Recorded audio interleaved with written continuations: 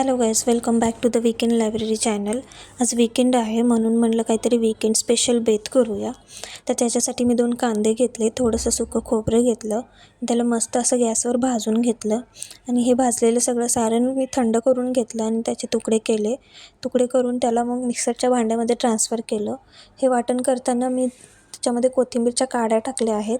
तुम्ही त्याच्यामध्ये अद्रक आणि लसूणही टाकू शकता.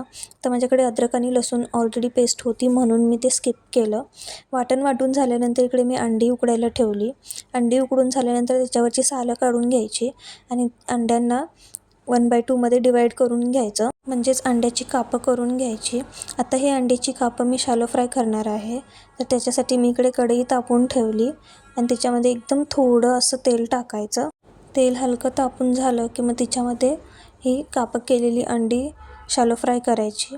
आता शॅलो फ्राय करताना मी इथे अंड्यांवरती थोडासा लाल मसाला, हळद आणि मीठ टाकलं आहे आणि मस्त असं खरपूस भाजून घेतलं आहे. तुम्ही बघू शकता मस्त असा टेक्स्चर येतो त्याला भाजून झाल्यानंतर.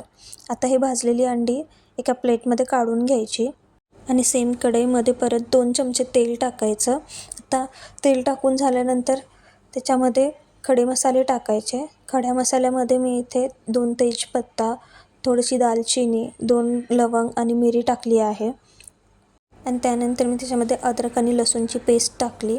अद्रक लसूण पेस्ट थोडीशी अशी भाजून घ्यायची आणि त्याच्यामध्ये आपण केलेला वाटणाचा मसाला टाकायचा. तो वाटलेला मसाला मस्त असं तेलामध्ये खालीवरी म्हणजे परतून घ्यायचा.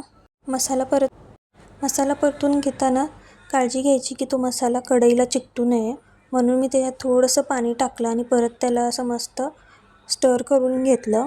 स्टर करून झाल्याच्या नंतर आपण ह्याच्यामध्ये घरगुती आपले बेसिक मसाले टाकणार आहोत.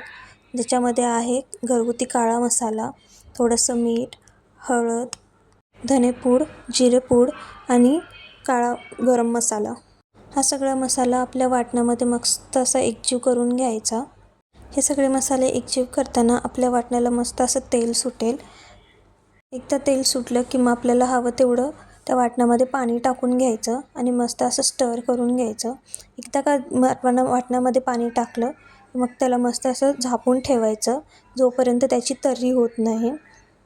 झाकून ठेवल्यानंतर 1 मिनिटाने चेक करायचं. त्याच्यावर मस्त अशी तर्री आलेली असेल, त्या तर्रीला 1-2 मिनिट असं उकळू द्यायचं. मस्त अशी उकळी सुटली मग आपण फ्राय केलेले अंडी टाकायची.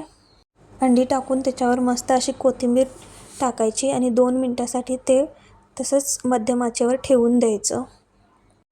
लगेच आपला अंडा मसाला, अंडा करी तयार आहे. सगळं झाल्यानंतर मस्त मी अशी याची प्लेटिंग केली. तर हा अंडा मसाला खूप छान लागतो तो भाकरीसोबत. मला स्पेशली ज्वारीच्या भाकरीसोबत हा खूप आवडतो. त्याच्यासोबत भातही मस्तच लागतो. एकदा तुम्ही ही रेसिपी नक्की ट्राय करा आणि मला नक्की कळवा. थँक्यू.